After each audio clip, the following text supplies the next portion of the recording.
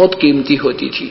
अब ये लालची संत और उनके शिष्य, एक संत के पास 500 शिष्य थे, 500 के 500 लूले लंगड़े भी ले लिए कि सारे की एक एक दौड़ मिलेगी और 5,000 रुपये एक टाइम पर मिलेंगी, सारी मैं रखूंगा, फिर इन्हें बेच कर ठाट कर अपना मेरे पास आएंगे। वह लूले लंगड़े बीमार शेमार मरीज जितने भी वो थे वो शिष्य सारे आंक लिए।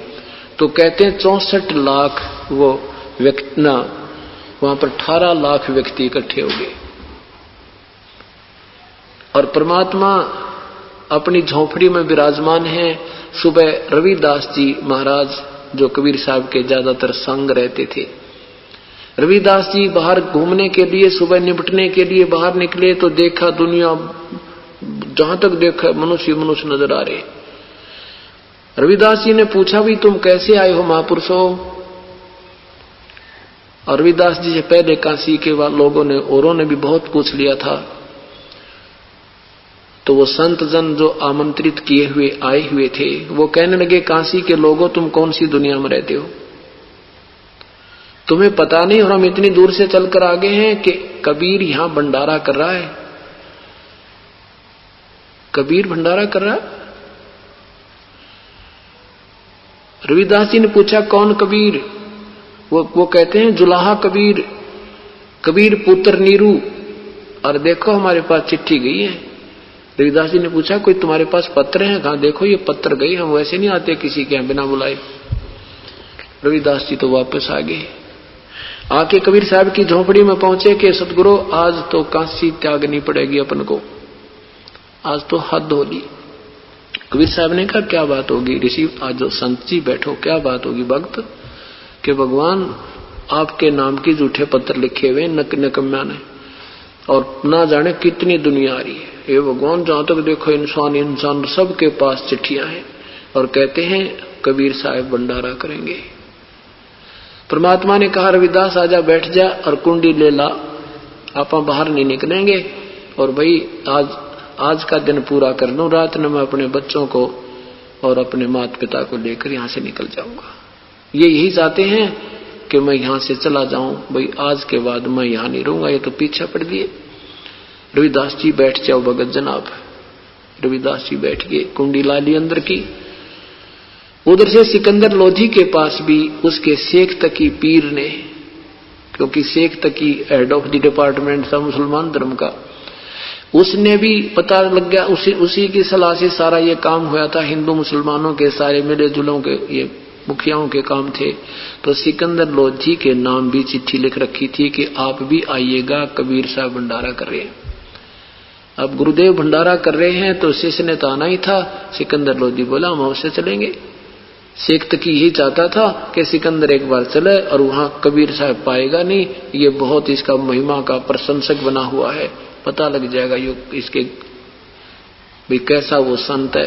क्योंकि शेख तकी ईर्षा करते थे और कबीर साहब को नीचा दिखाने के ही दाव में रहते थे। सिकंदर लोधी जी सैकड़ों सैनिकों को साथ लेकर अंगरक्षकों को हाथी पर बैठकर काशी पहुंच गया निश्चित दिन को सुबह सुबह। वहां देखा कि वहां पूछा भी कोई वहां क्या देखा परमात्मा ने क्या किया, कबीर साहब वहां बैठे हैं और रविदास जी भी बैठे हैं, सारा परिवार अपना काम लग रहा अंदर बैठे हैं। तो परमात्मा ने अपना दूसरा रूप बनाया और सतलोक पहुंचे कबीर साहब। और वहां से 9 लाख बैलों के ऊपर, जैसे ये थैले डाल कर गधा के ऊपर घोड़ों के ऊपर रखते थे, ऐसे पहले बैलों के ऊपर ट्रांसपोर्टेशन हुआ करता, बंजारे होते थे। उन 9 लाख बैलों के ऊपर वहां से सतलोक से सारी खाद्य सामग्री लाकर और वहां काशी के उस चौपड़ के बाजार में एक स्थान था बहुत लंबा चौड़ा, वहां पर टेंट लगा दिए। सफेद टेंट कति ऐसे चमक रहे और सब जगह भंडारा शुरू कर दिया। और स्वयं एक केशव नाम का बंजारा अपना रूप दूसरा बनाकर प्रभु और केशव नाम रख के और बैठ गया एक टेंट न्यारा लाके। सिकंदर लोधी ने पूछा भाई ये भंडारा चल रहा है, गुरुदेव कहाँ पर हैं, कबीर साहब कहाँ हैं, कबीर प्रभु कहाँ पर हैं? अब खाने वाले कहने लगे हमने तो पता नहीं कबीर कहाँ है, लेकिन यहाँ की व्यवस्था ये व्यक्ति कर रहा है जो इस टेंट में बैठा है। अब सिकंदर लोधी उस केशव के पास पहुंचे, प्रभु के दूसरे रूप के पास। सिकंदर जी ने पूछा कि आप कौन हो, भगवान क्यों नहीं आए यहां पर, कहां है वो, कबीर साहब कहां पर हैं? तो केशव रूप में केशव बंजारे ने कहा कि मैं सिकंदर लोधी ने पूछा कि आपका क्या नाता है प्रभु से? सिकंदर केशव ने कहा, केशव रूप में जो बंजारा बनकर आए थे, कि कबीर साहब मेरे पगड़ी बदलियार हैं और मेरे पास एक पत्र गया था, उनका संदेशा पहुंचा था कि एक छोटा सा भंडारा है, कुछ सामान लेते आइएगा। मैं अपने दोस्त के इस भंडारे में सामान लेकर आया हूं और ये सब व्यवस्था मैं ही कर रहा हूं, उन्हीं के आदेश पर। अब लोग सुन रहे थे, राजा के साथ तो सैकड़ों और भी इकट्ठे हो गए। राजा आ गया, भाई क्या बात होगी इनकी? और शेख तकी और वो दूसरे भी वहां के जो दुखी थे भगवान थे, वह भी खड़े थे, गुरु और पीर दोनों। जब केशव ने ये कहा कि छोटा सा भंडारा देने के लिए कुछ सामान की आदेश हुए थे, मैं लेकर आ गया हूं, अब उनके दशर चक्कर काटने लग गया कि इतने बड़े भंडार जहां 18 लाख आदमी एक समय खाना खा और उसको छोटा सा भंडारा कह रहे हैं, वो तो खिसक पर शेख तकी अनाड़ी था। सिकंदर लोधी ने कहा कि भगवान नहीं आए यहां पर। केशव ने कहा कि उनका दास बैठा है, उनकी मौज, आएंगे तब आ जाएंगे, मौज है मालिक की, कभी आओ। तो सिकंदर लोधी ने सोचा भी साहिब के दर्शन किए बिना तो जी लागे नहीं, मन नहीं लगेगा। कहा कि मुझे उसका घर का स्थान कहाँ है, मुझे बताइएगा। एक व्यक्ति उनके साथ गया। राजा हाथी पर बैठकर कबीर साहब की झोंपड़ी पर पहुंचा। हाथी से नीचे उतरकर दरवाजा खटखटाया। सिकंदर रविदास जी कहने लगे, भगवान ये तो यहां भी आगे दिखे, अब यहां पर पहुंच चुके हैं। कबीर साहब ने कहा, रविदास दरवाजा मत खोलना, देखी जाएगी। सिकंदर लोधी ने कहा कि दरवाजा खोलो परवरदिगार, दरवाजा खोलो भगवान। मैं सिकंदर लोधी दिल्ली का बादशाह का दास बोल रहा है। बाहर से कहा, अंदर से परमात्मा ने आवाज लगाई कि राजन, आज रात में, आज दिन यहां पर रहूंगा, रात को अपने बाल बच्चों को लेकर मैं किसी कहीं और चला जाऊंगा दूर। प्रभु ये मुझे जीने नहीं दे रहे। मैं कहता हूं भली, ये मानते हैं बुरी। अब सब मेरे पीछे पड़ चुके हैं, जन जन को मेरा दुश्मन बना दिया है और मेरे पास आहार कराने को परिवार को भोजन नहीं है और मेरे नाम झूठी चिट्ठी लिख दी है राजन, और 18 लाख व्यक्ति मेरे द्वार पर आ गए हैं, अतिथि आए हैं, मैं कहां से बाहर कराऊं? मेरी बेइज्जती करवानी है इन्होंने। सिकंदर लोधी कहता है, भगवान आप मुझे नहीं बहका सकते मेरे दाता, आप किसी और को तो बहका सकते हो। हे परमात्मा, देखो तो आपने कैसे रंग ला रखे हैं। हे परमेश्वर, वहां तो जय जयकार हो रही है आपकी, आपने भंडार भर रखे। केशव नाम का बंजारा आपका दोस्त वहां पहुंच चुका है और आपकी जय जयकार हो रही है। जो भी कोई इच्छा करते हैं, खाद्य जो वेजिटेरियन जो खाने की, उनको हर चीज मिल रही है प्रभु। और आपके दर्शनाभिलाषी वो देख रहे हैं वहां के आने वाले भक्तजन कि कहां वो परमात्मा, कहां वो कबीर, एक बार दर्शन तो कर लें जिन्होंने ऐसे ऐसे मोहन भोजन हमें कराए हैं।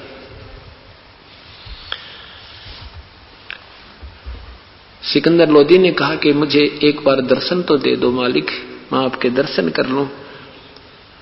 तब परमात्मा ने कहा, रविदास खोल दे दरवाजा। अब जो है दरवाजा खुला, सिकंदर लोधी ने दंडवत प्रणाम किया अपने परमेश्वर के चरणों में मुकुट समेत और चरणों में सिर के कहने लगे, परमात्मा एक बार दर्शन दे दो, बहुत लोग आपका इंतजार कर रहे हैं। हे परमात्मा, ऐसा भंडारा, ऐसा सिस्टमेटिक, इतना प्रेम से भंडारा चल रहा प्रभु, देखते ही आनंद आते हैं, आपकी जय जयकार हो रही है। परमात्मा कुटिया से बाहर आए तो कहते हैं आसमान से फूल बरसन लगे, उस परम पिता के ऊपर आसमान पे फूल बरसन लगे, सुगंधित फूल। रविदास जी चंवर करते हुए अपने प्रभु के साथ पीछे हो लिए सिकंदर लोधी ने अपने हाथी के ऊपर एक रूम बना दिया करते थे राजा के रेस्ट करने का।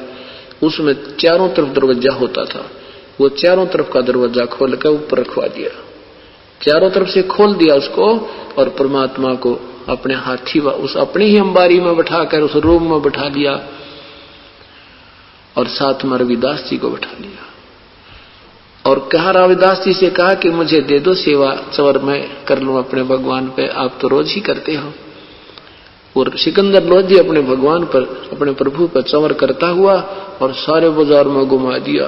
कोई देख रहे हैं ये कौन है, कि यही तो है कबीर। ये राजा चवर किस पे कर रहा, कि ये कबीर पे चवर कर रहा, कबीर परमात्मा पे कर रहा है। दुनिया देख रही है, जय जयकार हो रही है, सारे मेले में घूमकर, और फिर आ जाते हैं जहां पर केशव रूप में परमात्मा दूसरे डबल रोल में बैठे थे।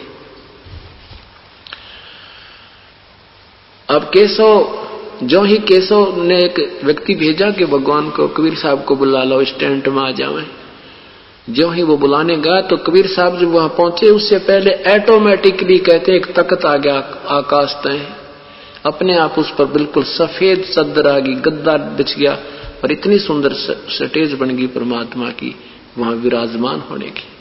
उस पर जाकर परमात्मा विराजमान हो गए। दूसरी तरफ केशव रूप में बैठे हैं, दूसरी एक तरफ वो स्वयं कबीर रूप में बैठे हैं, और कहते हैं 8 पैर तक 24 घंटे तक चर्चा चलती रही। प्रश्न करता है केशव, उत्तर देते हैं परमात्मा। अब उन निकम्मों ने तो किया था भगवान के साथ बेइज्जती करने के लिए, भगाने के लिए, और उस दृश्य को देखकर, सुनकर उस तत्व ज्ञान की गोष्ठी को कई हजारों ने उपदेश लिया परम पिता कबीर परमेश्वर से, त्याग दिए वो नकली गुरुओं को। अब सुबह समापन हुआ भंडारा, तीसरे दिन भंडारा समापन हुआ। सब बंजारों ने सब अपना सामान समेट के और बैलों पर डालकर प्रस्थान कर दिया, संकेत कर दिया केशव रूप में कि आप चलिए, मैं आ रहा हूं।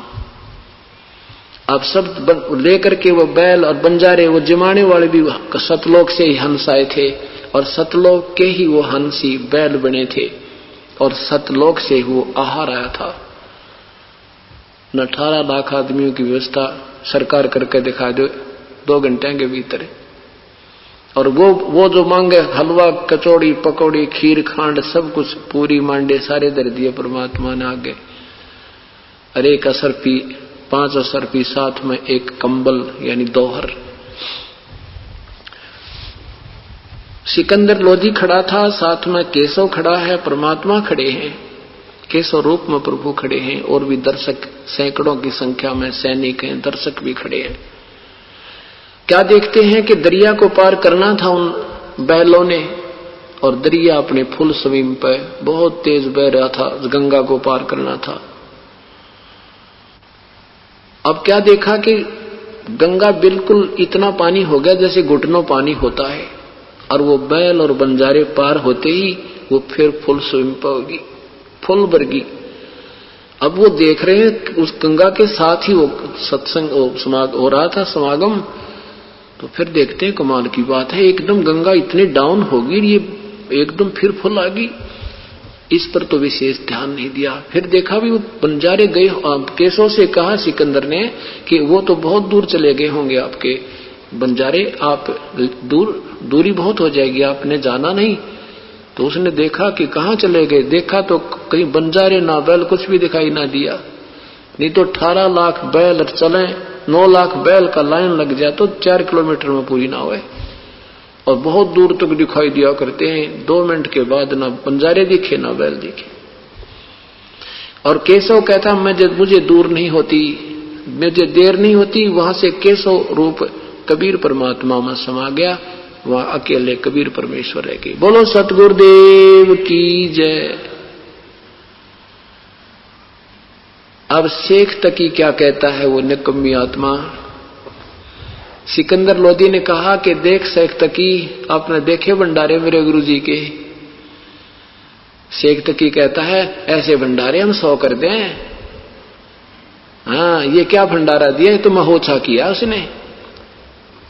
महोत्सा कहते हैं जो मजबूरी में किसी के कहने से, जैसे कोई बूढ़ा मर जाए उसका काज कूज करया करें, मजबूरी ही हो जाए, उसमें कपड़ा मंगाया करें, एक अंगोछा लाइए सा लिया पतला सा, उसमें कार पार दिखे, ऐसा सामान घटिया पटिया सा लाकर रखा करें। मजबूरी सी में जो करते हैं वो महोत्सा होता है। और जौनार यज्ञ होती है जो खुशी में की जाती है, कोई पुत्र हो जाए या कोई सब विशेष खुशी हो जाती है, उसमें यज्ञ जौनार करते हैं, भाई खुले हाथ में खर्चा करते हैं।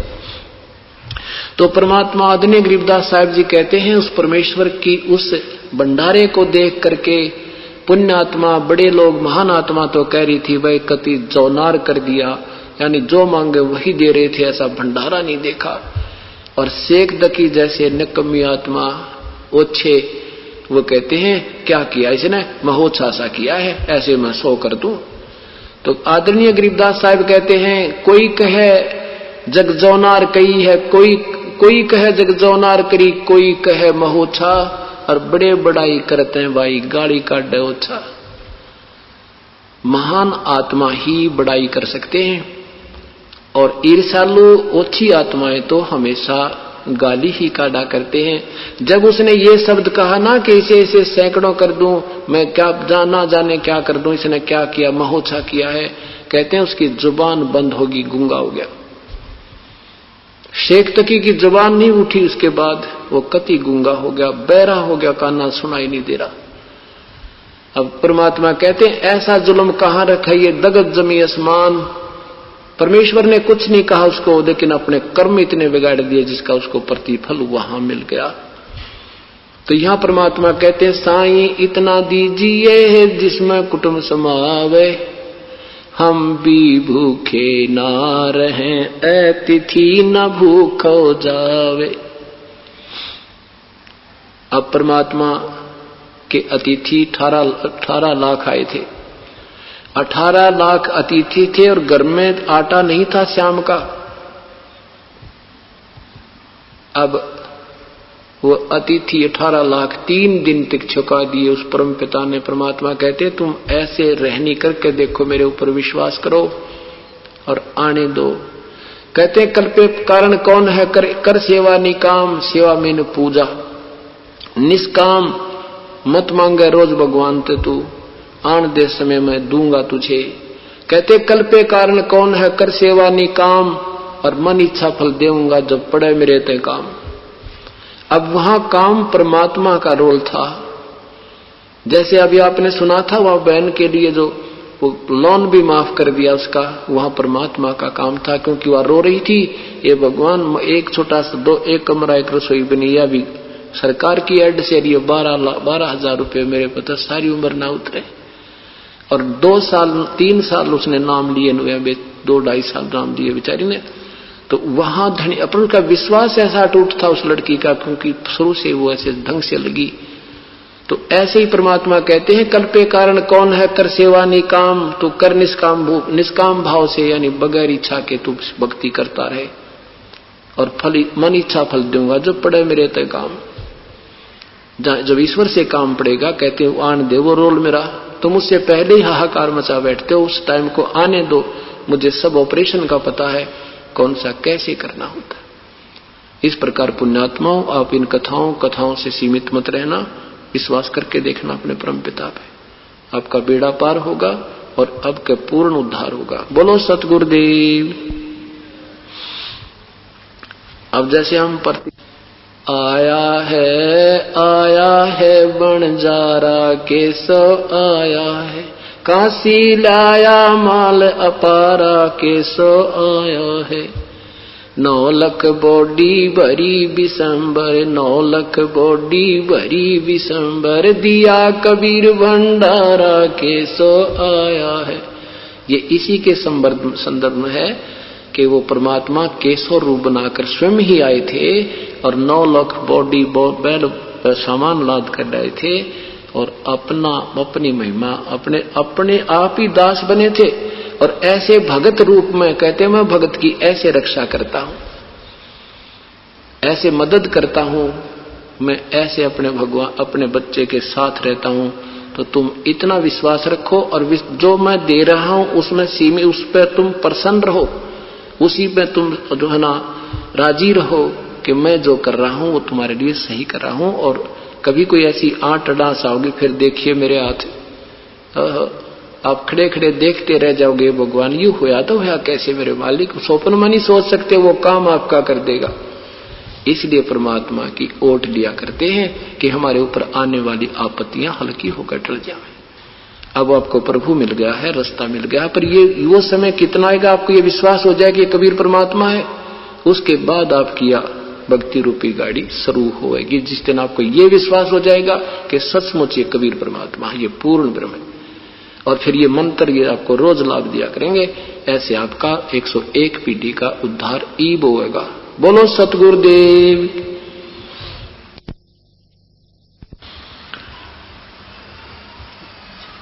पुण्यात्माओं ने कल शाम के सत्संग में सुना था कि परमात्मा कौन है, कैसा है, वो कैसे मदद करता है अपने उत्तम भगत की। उस परमेश्वर ने एक अपने आप ही एक लीला की,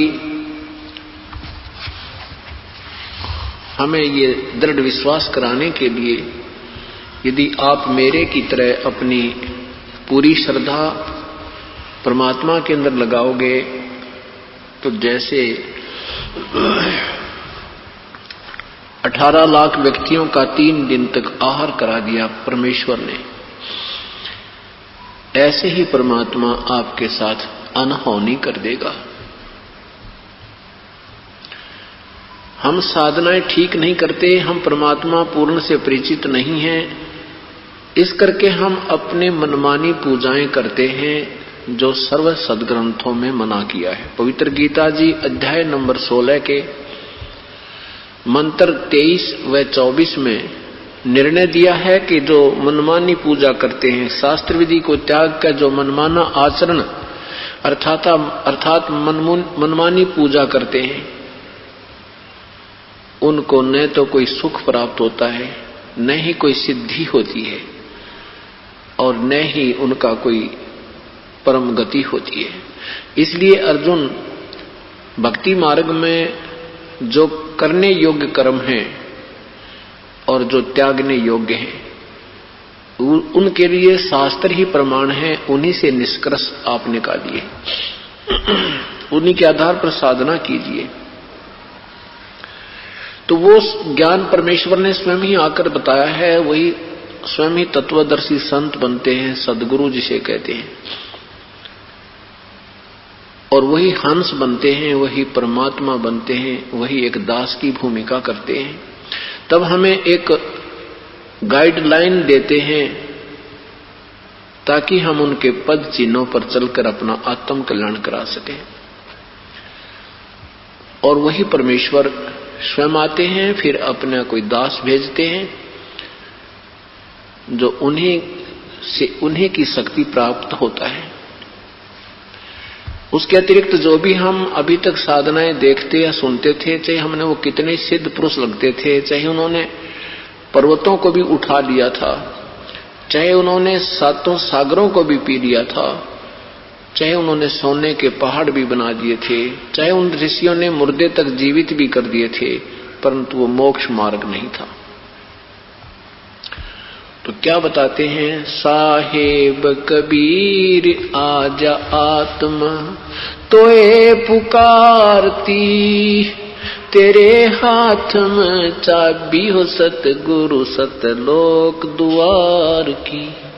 साहेब कबीर आजा आत्मा तोए पुकारती, तेरे हाथ में चाबी हो सतगुरु सत लोक द्वार की। 22 लाख वर्ष तप कीना, एक तपस्वी करण कहाया, तप से राज मद मन में नरक ठिकाना पाया। सिर धुन धुन कै पछताया, या थी बाजी आर की, तेरे हाथ में चाबी ओ सतगुरु सत लोक द्वार की। साहेब कबीर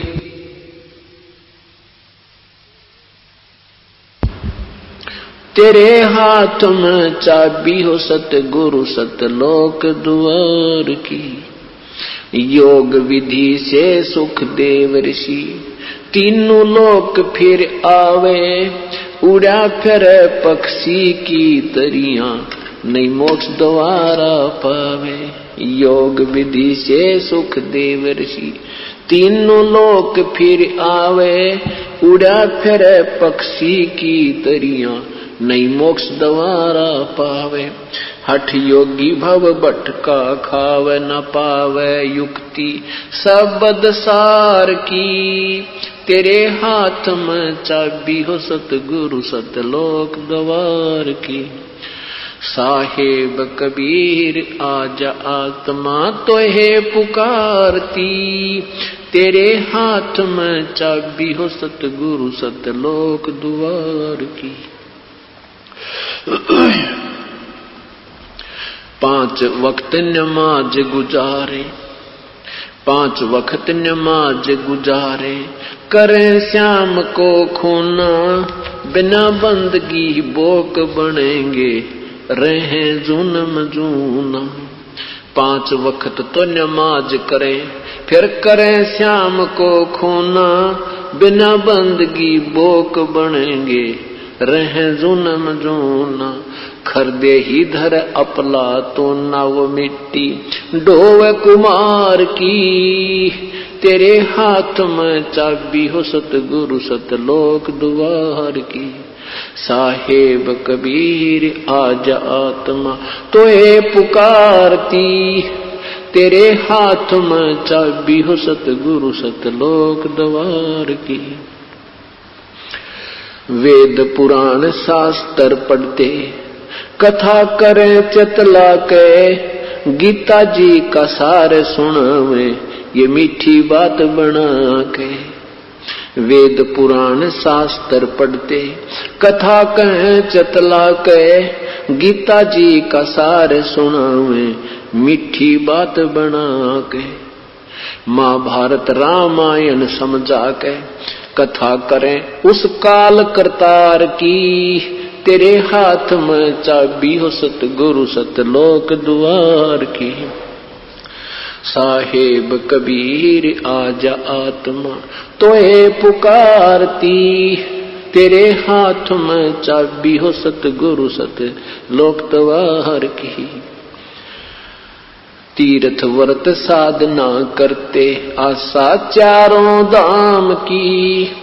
कोट यज्ञ अश्वमेघ कर न जाने, महिमा सत्य नाम की।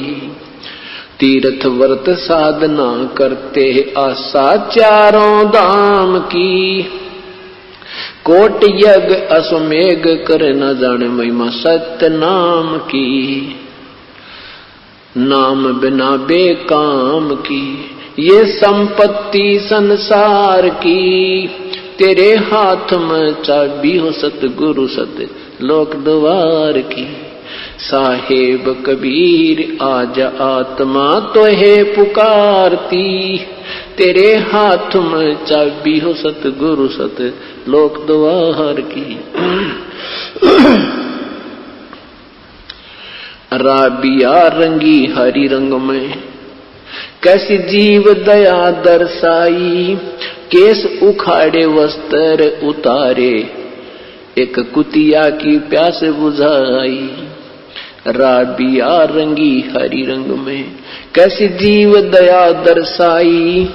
केस उखाड़े वस्त्र उतारे, एक कुतिया की प्यास बुझाई। मंजिल 3 मक्का ले आई, वह थी प्यासी दीदार की। तेरे हाथ में चाबी हो सतगुरु सतलोक द्वार की। साहेब कबीर आजा आत्मा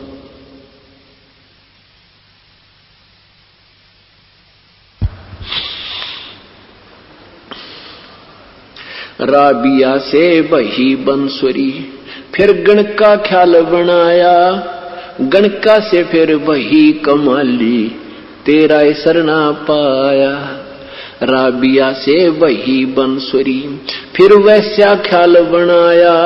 गणका से फिर वही कमाली, तेरा सरना पाया। शरण आपकी में आनंद आया। थी प्यासी दीदार की तेरे हाथ में चाबी हो सतगुरु सत लोक द्वार की। साहिब कबीर आजा आत्मा तो है पुकारती तेरे हाथ में चाबी हो सतगुरु सत लोक द्वार की। शेख फरीद ने वर्ष दवा दसे तप किया अति भारी रक्त मांस और चाम सुखाया न हुई अलख से यारी। शेख फरीद ने वर्ष दवा दसे तप किया अति भारी रक्त मांस और चाम सुखाया न हुई।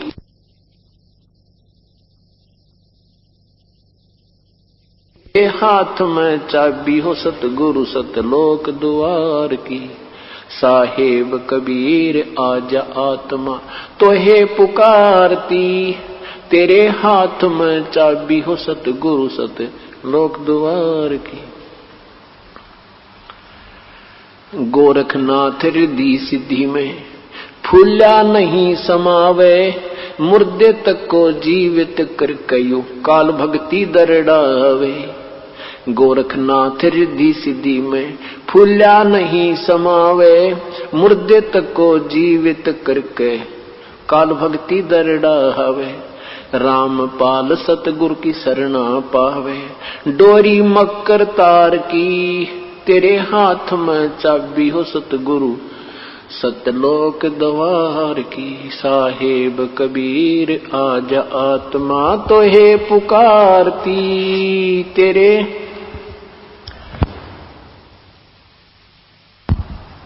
सत साहेब।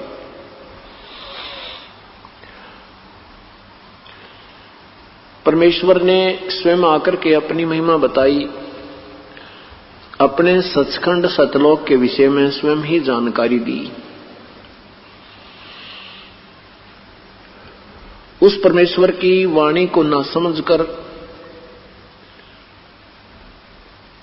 हमने उन संस्कृत के ज्ञाताओं के ऊपर विश्वास ज्यादा किया, क्योंकि हम उन्हें वेदों और सदग्रंथों के ज्ञाता मान रहे थे, जिस कारण से उन्होंने परमेश्वर कबीर साहब व अन्य संत महापुरुष जो परमेश्वर के संपर्क में आए थे, उन्होंने फिर आंखों देखा विवरण जो अपनी अमृतवाणी में किया था, इन संस्कृत के जानने वालों ने उन वाणी को रिजेक्ट करवा दिया। वो क्या कहते रहे कि ये तो अशिक्षित थे, ये संत, इनको अक्षर ज्ञान नहीं था, इसलिए ये विद्वान नहीं, और विद्वान बिना ज्ञान नहीं हो सकता। उनकी ऐसी थ्योरी थी ऋषियों और महर्षियों की। इन संतों ने हमें परमेश्वर ने, कबीर परमेश्वर ने, और साथ में जो उनके संपर्क में उनका साक्षात्कार जिन महापुरुषों ने हुआ, उन्होंने ये बताया है कि अक्षर ज्ञान, भाषा का जो ज्ञान है वो एक अलग चीज है, और आत्म ये तत्व ज्ञान कोई और चीज है। जैसे भाषा का कार्य होता है अपने विचारों को दूसरे तक पहुंचा देवे। अब जैसे कोई संस्कृत जानता है, वो संस्कृत का विद्वान है, उसको इंग्लिश नहीं आती है तो इंग्लिश का विद्वान वो नहीं है, अर्थात वो फिर भी ज्ञानी नहीं है। और किसी को इंग्लिश आती है तो उसको फिर मराठी नहीं आती है, किसी को मराठी आती है तो उसको पंजाबी नहीं आती है, किसी को पंजाबी आती है तो हिंदी भाषा नहीं आती है। तो परमात्मा का कहने का तात्पर्य यह है कि जो तत्व ज्ञान है वो किसी भी लैंग्वेज में, किसी भी भाषा में हमें मिल जाए, बात उससे बनेगी उस परमेश्वर के विषय में, वो कैसा है, कौन है, कैसे उसकी प्राप्ति होती है। ये तत्व ज्ञान, ये सार ज्ञान, ये वास्तविक ज्ञान हमें किसी भी भाषा में मिल जाए, वहीं से प्राप्त करने में हमारा हित होता है। जैसे एक बहुत ही सुंदर मटका गढ़ा रखा है, ऊपर बहुत सुंदर चित्रकारी की हुई है, और उसमें जल है नहीं, उसके साथ में दूसरा घड़ा रखा है, वो पुराना सा घड़ा नजर आ रहा है, और उसमें शीतल जल भरा हुआ है। तो हमने उस शीतल जल चाहिए, ना कि उस घड़े की सुंदरता नहीं देखनी है। क्या कहते हैं, जैसे कुंभ कुमारे का ऊपर चित्र अनूप, वस्तु उसमें है नहीं तो जैसे जल बिन कूप। जैसे सुंदर चित्रकारी किया हुआ घड़ा, उसमें पानी है नहीं तो यूजलेस, वो किसी काम का नहीं। अरे को पुराना सा घड़ा, सिंपल सा साधारण से घड़े में जल मिल गया, जान बची। इसी प्रकार उन महापुरुषों की अमर वाणी सदग्रंथ जो उन्होंने अपनी आंखों देखा एफिडेविट दिया है, वो साधारण सी भाषा नजर आती थी, पर इसमें वो अमृत भरा हुआ है। और जिसने ये पता लग गया कि, और जो इस ऊपर की चित्रकारी को देखकर उसमें उलझे रहे, वो महर्षि कहलाते हुए भी अविद्वान थे। आपके समक्ष महर्षि दानंद जी के विषय में इस दास ने जो निष्कर्ष निकाल के समाचार पत्रों में सीडीज के माध्यम से समाज तक पहुंचाया है, बुद्धिजीवी समाज ने सब उठाकर देखे हैं, वो प्रमाण मिलाए हैं। तो आज कोई ये नहीं कह सकता कि महर्षि जिन्होंने वो सदग्रंथ देख लिए, उसके द्वारा रचा हुआ सत्यार्थ प्रकाश देख लिया, इस दृष्टिकोण से पढ़ लिया, तो ये नहीं कह सकता महर्षि दानंद विद्वान था। उससे तो बालक भी अच्छा 10 वर्ष का। महर्षि दानंद जी ने लिखा है कि सूर्य पर आदमी रहते हैं, वहां बाग बगीचे भी हैं। तो क्या वो विद्वान हो सकता है जो ऐसे आग के गोले पर भी और मनुष्य बता रहा है? कहने का भाव यह है कि उन महापुरुषों को न तो कोई आत्मज्ञान था, न को परमात्मा प्राप्ति थी, और न ही उनको कोई अक्षर ज्ञान था। केवल एक संस्कृत के एक भाषा का विद्वान होने मात्र से परमात्मा का ज्ञान नहीं हो जाता। ऐसे ही अब सभी पंथों और इन महापुरुषों के विषय में इनके द्वारा रची हुई सब पुस्तकों को दास ने अध्ययन किया, फिर उन महापुरुषों की अमर वाणी से मिलाया जिन्होंने परमात्मा पाया, और फिर सदग्रंथों में मिलाया, तो इनके पास खख नहीं। इनके पास खख नहीं है। ये सब अपना जीवन भी व्यर्थ कर रहे हैं और साथ में भोली आत्माओं को भी पीछे लगा लिया। क्योंकि आप स्टूडेंट हैं, आप विद्यार्थी हैं, और विद्यार्थी को टीचर जो बताता है, विद्यार्थी उसमें आनाकानी नहीं करता। अध्यापक ने जो बताया बच्चा उसी की रट लगा देता है, क्योंकि वो उसको अपना गुरु मानता है। और अध्यापक वही होता है जो सिलेबस पढ़ाए। सिलेबस के अंदर से जो हमें ज्ञान देता है वही टीचर अच्छा होता है। और सिलेबस से बाहर कोई नावल कथा सुनाता है तो वो टीचर ठीक नहीं, वो शिक्षक ठीक नहीं। अभी तक ब्रह्मा विष्णु महेश के विषय में पवित्र हिंदू समाज में ये ज्ञान एक लोक वेद चला रखा था कि ब्रह्मा विष्णु महेश अजरो अमर हैं, ये सर्वेस्वा हैं, इनके कोई माता पिता नहीं है, ये सभी ब्रह्मांडों के मालिक हैं। अब इन्हीं की हिस्ट्री सीट में, इन्हीं की जीवन चरित्रों में लिखा है कि ये तो नासवान है। विष्णु पुराण में विष्णु जी के विषय में, शिव पुराण में शिव जी और के विषय में, देवी भागवत महापुराण में इन ब्रह्मा विष्णु महेश के विषय में बिल्कुल निर्णायक ज्ञान है। ये स्वयं कहते हैं हम अविनाशी नहीं है, हमारा तो जन्म मृत्यु होता है, हम सर्वेश्वर नहीं है। ब्रह्मा को पता नहीं मैं कहां से उत्पन्न हो गया, मैं तो कमल के फूल पर बैठा था, मुझे नहीं मालूम बेटा नारद मैं इस कहां से उत्पन्न हूं। विष्णु जी कहता हूं ये शेष सैया पर बेहोश पड़े थे। ऐसे हम तीनों को फिर इकट्ठा किया, इस दुर्गा ने आकाश में घुमाया, वहां एक विष्णु और मिला, एक शिव और था, एक ब्रह्मा और था। तो अभी तक जिससे भी हम बात करते हैं कि ब्रह्मा विष्णु महेश के माता पिता कौन हैं, तो वो कहता है तेरा दिमाग खराब हो गया क्या, ये तो अजरो अमर है, ये तो सर्वशक्तिमान है, ये तो सर्वेश्वर है। वो कहां से रट लगा रखी उन्होंने। अब इन महापुरुषों के विषय में इन पुराणों का ही सहारा लेकर के ज्ञान प्रचार विद्वानों ने किया कि विष्णु पुराण विष्णु जी की महिमा है, शिव पुराण में शिव जी की महिमा है, दुर्गा पुराण में दुर्गा जी की महिमा है, और उनमें क्या लिखा है ये समाज तक नहीं पहुंच सका। अब ये सामने आ रहा है तो एक बार तो धक्का सा लग रहा है, लेकिन अब शिक्षक समाज है अपने सदग्रंथों को तुरंत देख लेता है और देख करके फिर दांतों तले उंगली दबाता है, हे भगवान ये तो ज्यों का तो लिखा है, हमें तो लोक वेद सुनाया गया था, दंत कथा सुनाई गई थी, मन घड़त कहानियां सुनाई गई थी। इसी प्रकार जब तक हमें स्वयं ज्ञान नहीं होगा, ये संत अपना न्योय अंडोला बनाए रखेंगे, ये ऐसे ही चक्कर कटाते रहेंगे। इनको स्वयं ज्ञान है नहीं, ये प्रभुता के भूखे हैं और दुनिया को गुमराह करके दोषी हो रहे हैं। इनको महापाप लगेगा। अब कोई व्यक्ति जा रहा है, उसको दिशा कोई गलत बता दे, उसके रास्ते से गुमराह कर दे, तो उस जैसा पापी कोई नहीं होता। इस अनमोल जीवन को बर्बाद कर किया जा रहा है। हम अपने सदग्रंथों के अनुसार साधना करेंगे और अधिकारी संत से उपदेश लेकर चलेंगे तो जीव सफल होगा, नहीं तो आपका यह जीवन व्यर्थ हो जाएगा। दास को कोई शौक नहीं था।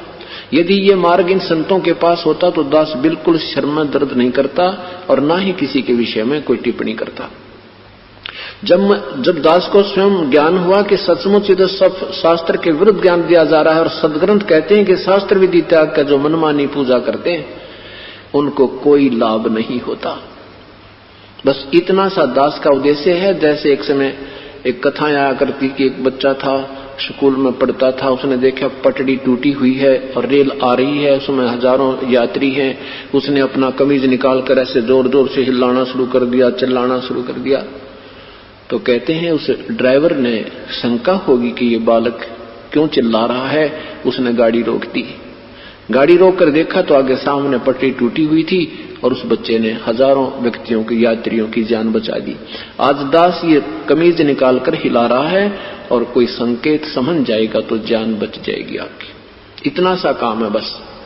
नहीं तो उतर कर देख लो अपने सदग्रंथों में, हम पेपरों में निकाल रहे हैं, समाचार पत्रों में, उन्हीं महापुरुषों की पुस्तक, रची हुई पुस्तकों के पृष्ठ और अध्याय साथ लिख रहे हैं और पुस्तक उनके पास है। अपनी देख तो ले एक बार गाड़ी रोक के, और ठीक है तो चले जाना, लगे रहना उन साधनों पे, कोई मना नहीं किया। इस प्रकार दास का प्रयत्न देखो परमात्मा कब सफल करेगा। ये होगा क्योंकि पहले तो अपने पूर्वज शिक्षित थे, ये गुरु लोग आपस में लड़ा मारते थे हमें, वो झूठ बोलता है, अपने मजहब के बारे में ऐसे बोलता है। अब अपने मजहबों के इतिहासों में ऐसा ही लिखा जैसा दास बोलता है, इसलिए सबको स्वीकार्य हो रहा है। तो क्या बताते हैं, सतगुरु गुरु बिन काहू न पाया ज्ञाना, ज्यों थो था उस छड़े किसाना। गुरु बिन वेद पढ़े सो प्राणी, समझे न सार रहे अज्ञानी। संत के बिना, सदगुरु के बिना कोई भी सदग्रंथों को नहीं समझा सकता। जिसमें पुण्यात्माओं आपको ये पूर्ण ज्ञान हो जाएगा तो आपको पृथ्वी पर कोई संत आज के दिन दिखाई नहीं देगा। क्योंकि अब हम बालक हैं, हमारी बुद्धि अभी इतनी तैयार नहीं है भक्ति मार्ग में, तो हमने ये सभी संत नजर आते हैं जिसने लाल पीले कपड़े पहन लिए, दाढ़ी बढ़ा ली, बाल रखा लिए या मुंड मुंडा लिया, तिलक लगा लिया, माला पहन ली, कोई डोंग करके गांव का गोरा बैठ गया, धूना ला लिया, या इसने चार बातें सीख ली, मीठी मीठी बात कथा सुनानी सीख ली। हमने सारे संत नजर आते हैं क्योंकि हमारे पास उनको तोलने का, उनको नापने का कोई आधार नहीं है। जिस समय हमारे पास सदग्रंथों का ज्ञान आधार हमारे पास होगा, फिर उस ISI मार्ग से हम उस फीते नापेंगे इनको, ये सारे कति व्यर्थ पाओगे आपको। और उसीलिए आपको इस सदग्रंथ से परिचित करना चाहता है ये दास, सदग्रंथों के ज्ञान से परिचित कराना चाहता है ताकि तुम स्वयं निर्णय कर सको। एक समय की बात है, एक दो सेठ थे, उस छोटे भाई की मृत्यु होगी और छोटे भाई के 2 पुत्र थे। उनकी मम्मी ने कहा कि बेटा तुम्हारा पिता सिर पर रहा नहीं, तुम बालक हो, 17-18 साल की आयु तुम्हारी है, आप अपने ताऊजी के साथ व्यवसाय में पार्टनरशिप कर लो और बेटा उनके साथ काम सीख कर फिर अपना काम न्यारा कर लियो, अभी तुम सफल नहीं हो पाओगे। और मेरे पास ये लाल रखे हैं पुत्र, ये लाल ले जाओ, पैसा मेरे पास नहीं है, आपके ताऊजी से कहो कि इस पैसे को, इस लालों को गिरवी रख के और हमारा हिस्सा कर दे।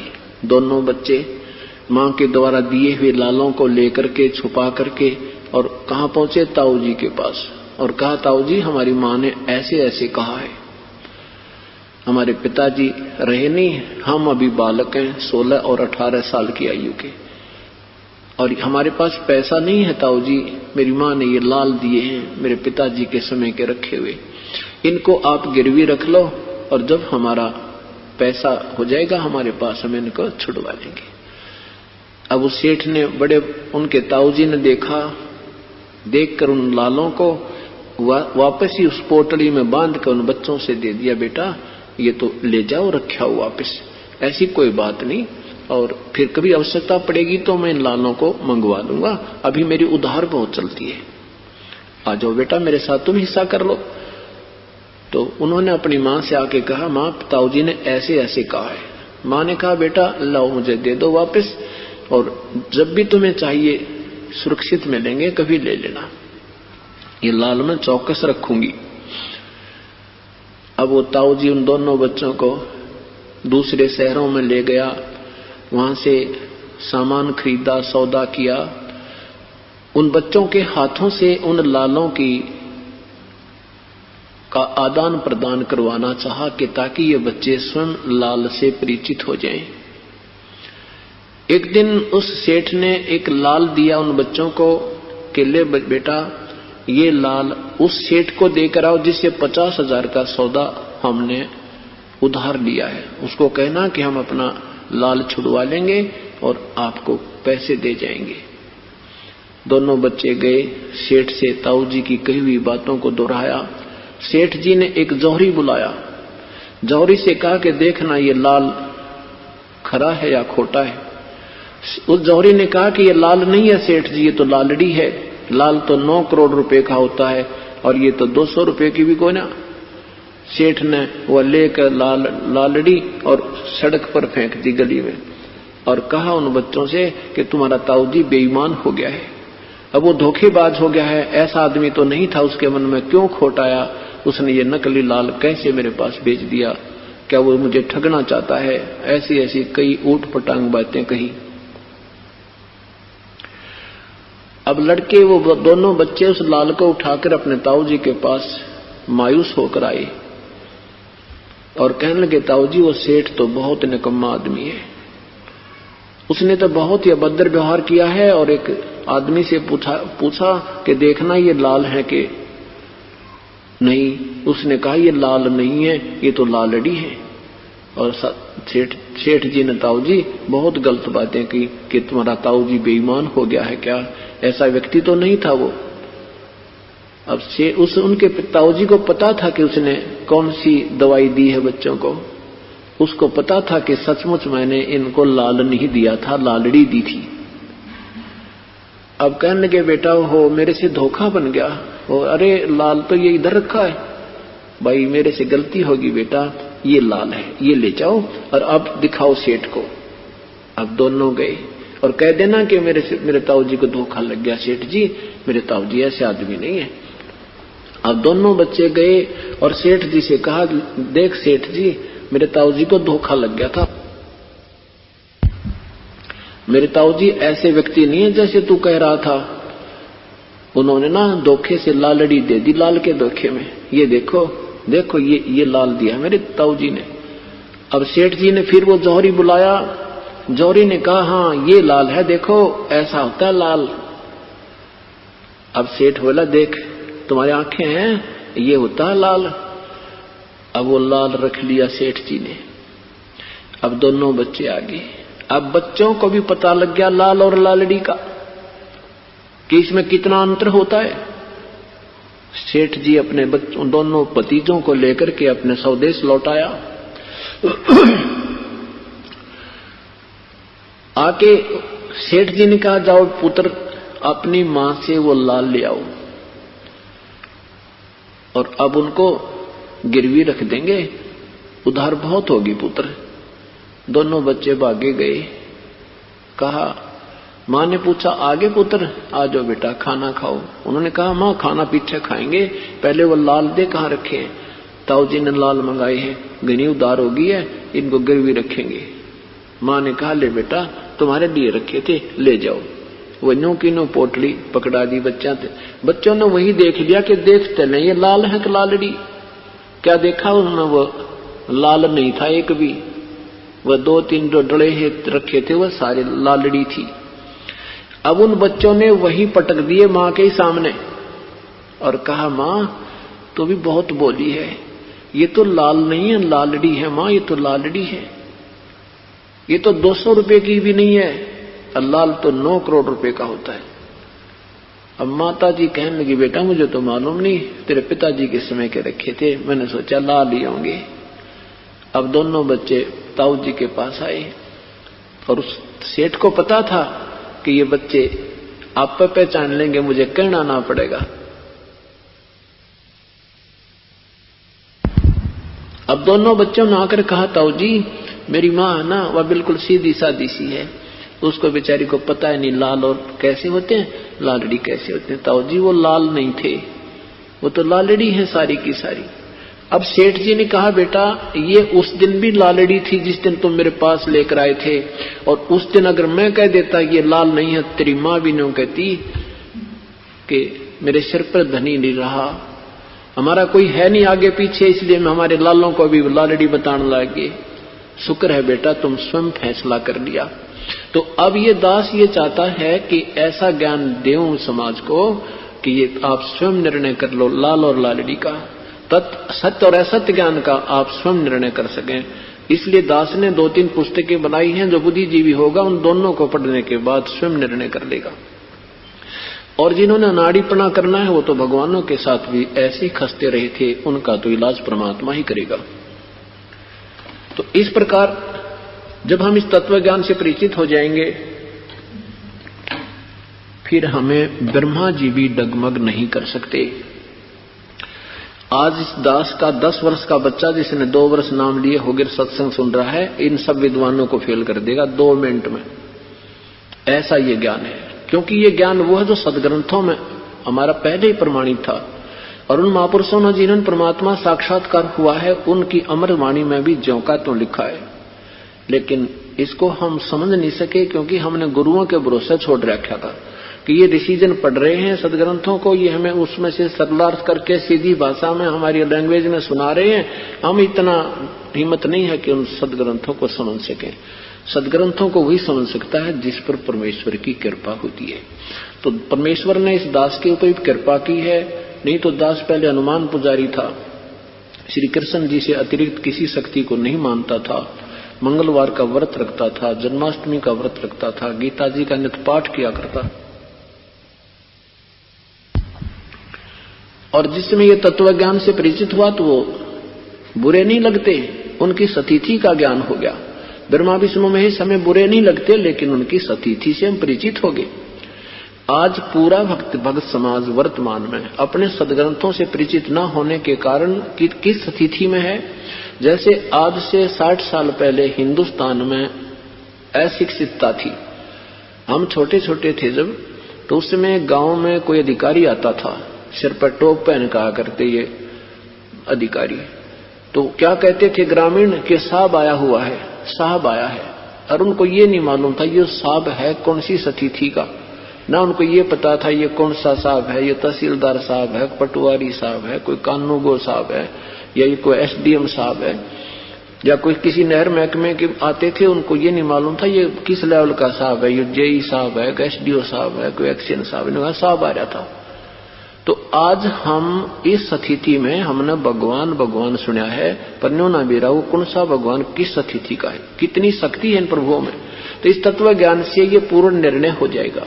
आज हिंदुस्तान का बच्चा बच्चा शिक्षित है, उनको सबका पता है कि पटवारी की कितनी पावर है, तहसीलदार की क्या पावर है, एसडीएम की क्या पावर है, और डीसी की क्या पावर है, और कमिश्नर की क्या पावर है, मंत्री की क्या पावर है, मुख्यमंत्री की क्या पावर है, और प्रधानमंत्री की क्या पावर।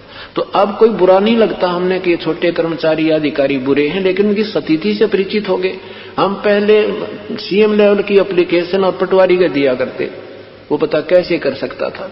तो आज हम जो भगवान से अपरिचित होने से, तत्व ज्ञान से अपरिचित होने से हमने राम राम सुना है, हमने अल्लाह गॉड रब तो सुना है, पर न्यू ना बेरा वो रब है कौन सा जिससे हमारा सारा काम सरे? तो वो पूर्ण ब्रह्म है, सतपुरुष है।